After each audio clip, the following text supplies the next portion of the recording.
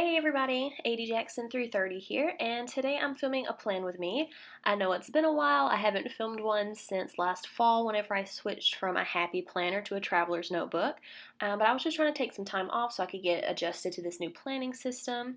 So anyways, today I am planning in my Foxy Fix Sugar Cookie. It is a number 5, which is a B6TN, and I'm going to be using a Chic Essentials kit from My Newest Addiction. I am on her PR team still, so if you're doing some shopping there, you can use my discount code. All of that information is going to be linked down in the description below if you want to check that out. I'm going to be using Annieplans printables inserts, and I just recently switched to this layout from October through December. I was using a week on 2 pages, and it was just really small for me and didn't work well because I felt like everything was just cramped and jumbled up, and I didn't have enough room to decorate as much as I wanted to.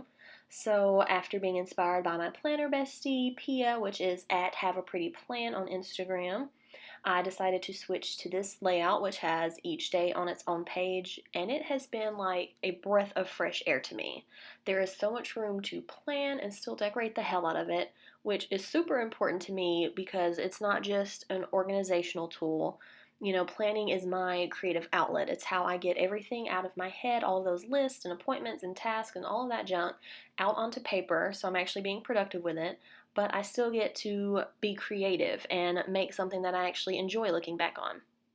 I've never really understood people on Facebook or Instagram who will go comment on other people's planner pictures and say things like, oh, that's so childish, that's just a sticker book, that's not functional at all, how do you actually plan?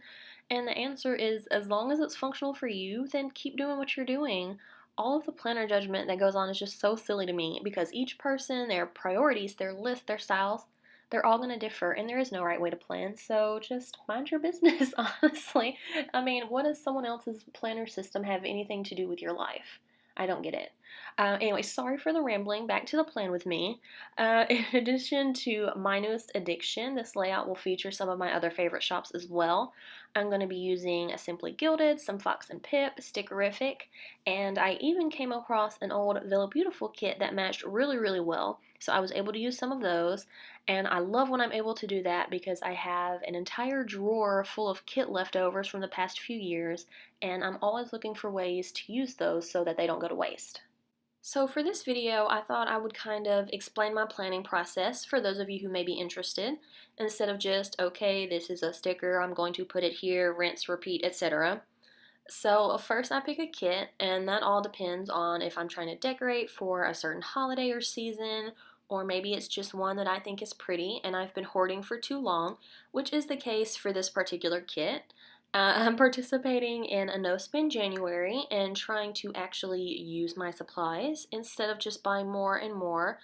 So I pick out a kit and I go to my washi wall and I pick out every single washi tape that I can find that looks like it might even remotely match, coordinate, or complement the kit.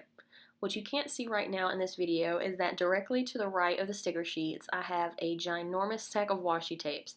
I mean, there are probably 20 tapes stacked up that I've already picked out. And I'll probably only use 5 or 6 of those, but I still like having the options laid out next to me just in case. After I get all of my washi's pulled out, I go through my sticker storage, which consists of a 5-drawer box, some photo albums, 4x6 size, a few mini binders, and also a couple of baskets. And I do the same thing. I just pick out anything that can be used, whether it's a functional sticker like a trash can for trash day, or a decorative quote, or just a cute doodle sticker that I want to use. I do a mix of pre-plan and plan as I go, so I'll lay down a little bit of decoration and then fill out things that are for sure happening. The trash days, bills due, paydays, holidays, school events, things like that that I've already scheduled. Then, if I know that there's going to be a particularly empty day as far as scheduled events, I'll be sure to add some extra decoration. Throw in some full boxes, some extra wide washi, stuff like that. And those are the days that I will write down every little task I can think of just to try and avoid that dreaded blank space. So you may see a wash laundry, dry laundry, fold laundry, put away laundry, just anything I can to fill out that space a little. And the rest I just kind of fill in as I go. So for example, this Monday is Martin Luther King Jr. Day, so school is out. It'll be trash day and I have a bill due. but I still have some blank spaces in my layout, so I have room to fill in whatever else may come up that day. So if I decide I'm going to take a walk or go out for coffee with a friend or take my family out for dinner, obviously I can just fill in all of that stuff at the end of the day. And in that way, it's also kind of a memory keeping system. It's not the full on scrapbooking method that a lot of memory keepers use, but I have printed out pictures before from days or events and stuck those in my planner, write little notes about them, and I'm trying to be better about that. I'm not quite to the point yet where I think I want to start an entire planner just for memory keeping because I am terrible at remembering to print out pictures, but so far this system has been working for me. I also pre-plan in the monthly section of these inserts, and I keep a wall calendar in my kitchen, and a list on my phone, and on my phone calendar, and a separate bill tracker and monthly task tracker, because I'm one of those people that if I don't write it down at least 3 times, I'm probably going to forget it. And I try to at least twice a month do a calendar sync to make sure that all of these things match and they all have the same info so I'm not missing anything. And I know it may sound like a lot, but it helps me feel like I'm keeping my life together, so you gotta do what you gotta do, right? Once all of my pre-scheduled events are down in my planner, I go back and add just a little bit more decoration. Just enough so that the pages are pretty, but I still have room to add in whatever else I need to. And of course, my favorite washi tape hack is still using a clear edge Starbucks card to cut it with for that straight edge. I've seen a lot of cute cards in the stores too, so they'll look great in your planner pockets. Most, if not all of them, though, do have those stickers now that say $10 or $15 minimum to get the card. So make sure that you get those loaded up and just remember to use them and not stick them in your planner and forget that they're there. And yes, I am saying that because I have done it. You can also use a credit card or a grocery store loyalty card or the edge of a ruler. Anything with a hard, straight edge like that will work to cut your washi. I personally prefer the Starbucks cards because the clear edge helps so much. You can match it right up to the line and be able to see exactly where you're cutting. Tiny scissors are a must for me as well. I use them all the time to cut my washi tape and to trim my stickers. The pair that I always use I got from a Paper Panda box a while back, but you can find plain small scissors in pretty much any store that has a sewing section.